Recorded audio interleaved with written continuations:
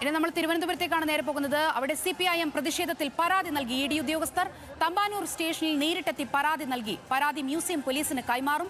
ഉദ്യോഗസ്ഥർ തമ്പാനൂർ പോലീസ് സ്റ്റേഷനിൽ തുടരുന്നു. അവിടെ നിന്നും സനിസ ചേരുന്നുണ്ട്. സനിസ, എന്തായാലും പരാതി നൽകിയിരിക്കുകയാണ്. നമ്മൾ ദൃശ്യങ്ങളിൽ കണ്ടതാണ്. വലിയ പ്രതിഷേധമുണ്ടായി. ഈ ED ഉദ്യോഗസ്ഥരുടെ വാഹനങ്ങൾ അടിച്ചു തകർക്കുന്ന സാഹചര്യമായിരുന്നു.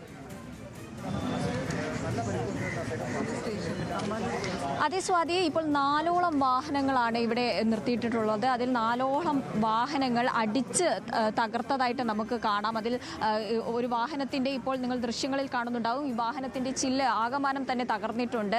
ഇത്തരത്തിൽ 4 വാഹനങ്ങൾ ഉണ്ടെന്നാണ് നേരത്തെ നമ്മളോട് ഡ്രൈവർ പറഞ്ഞത്. കൂടാതെ തന്നെ ഇതിൽ ഒരു ഡ്രൈവർക്ക് പരിക്കേറ്റതായിട്ടും പരാതിയിൽ പറയുന്നുണ്ട്. കണ്ണിന് മുകളിലായിട്ട് പരിക്കേറ്റതായിട്ടും പരാതിയിൽ പറയുന്നുണ്ട്. തമ്പാനൂർ പോലീസിലാണ് പരാതി നൽകിയിട്ടുള്ളത്. ഇതിപ്പോൾ മ്യൂസിയം പോലീസിന് കൈമാറും. ഇന്ന് രാവിലെ മുതൽ ED ചോദ്യം ചെയ്യലും പരിശോധന തുടങ്ങുന്ന രാവിലെ മുതൽ തന്നെ വലിയ തരത്തിൽ സംഘർഷാവസ്ഥ നിലനിന്നിരുന്നു.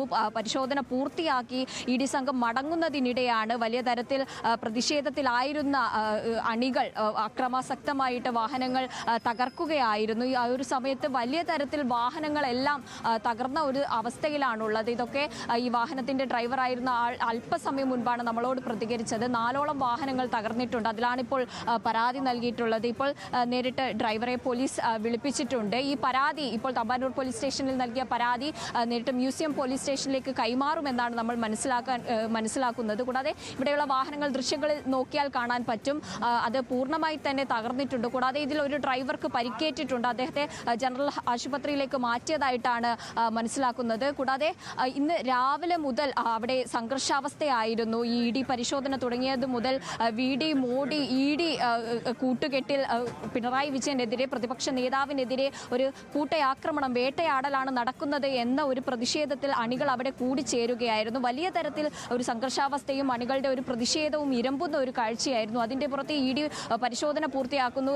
കണ്ണൂരിൽ നിന്ന് ആദ്യം ഒന്നും കണ്ടെത്തിയില്ല എന്ന് വരുന്നു. പരിശോധന പൂർത്തിയാക്കി അത്തരത്തിൽ ED ഇറങ്ങുമ്പോൾ കൂക്കി വിളിച്ച് അണികൾ ഈ വാഹനത്തിൻ്റെ അടുത്ത് അടുക്കുകയായിരുന്നു. കൈകൊണ്ട്, നമ്മൾ ദൃശ്യങ്ങളിലൊക്കെ കണ്ടതാണ്, കൈകൊണ്ടാണ് ഈ ചില്ലുകളൊക്കെ തകർത്തത് എന്ന് തന്നെ വേണം പറയാം. വാഹനങ്ങൾ, 4 വാഹനങ്ങൾ ഇവിടെ ഇപ്പോൾ തമ്പാനൂർ പോലീസ് സ്റ്റേഷനിൽ പല ഭാഗത്തായിട്ട് 4ഓളം വാഹനങ്ങൾ നിർത്തിയിട്ടുണ്ട്. അതിൽ മുൻപിലായി നിർത്തിയ ഈ വാഹനത്തിലാണ് ഏറ്റവും കേടുപാടുകൾ പറ്റിയിട്ടുള്ളത്. കൂടാതെ ഇതിലൊരു ഡ്രൈവർക്കും ഈ ഒരു ചില്ലുകൾ തകർക്കപ്പെടുന്ന ആ ഒരു സംഘർഷ സമയത്ത് പരിക്ക് പറ്റിയതായിട്ട് പറയുന്നുണ്ട്. അയാളെ ഇപ്പോൾ ജനറൽ ആശുപത്രിയിലേക്ക് മാറ്റിയിട്ടുണ്ട്. ഇപ്പോൾ നേരിട്ട് ഡ്രൈവറും അതുപോലെ തന്നെ ഈ വാഹനത്തിന്റെ ഉടമയും ചേർന്നുകൊണ്ട് ED ഇപ്പോൾ തമ്പാനൂർ പോലീസ് സ്റ്റേഷനിൽ പരാതി നൽകിയിരിക്കുകയാണ്. അവരുടെ കൃത്യനിർവഹണത്തിനിടെയാണ് ഇത്തരം ഒരു സംഭവം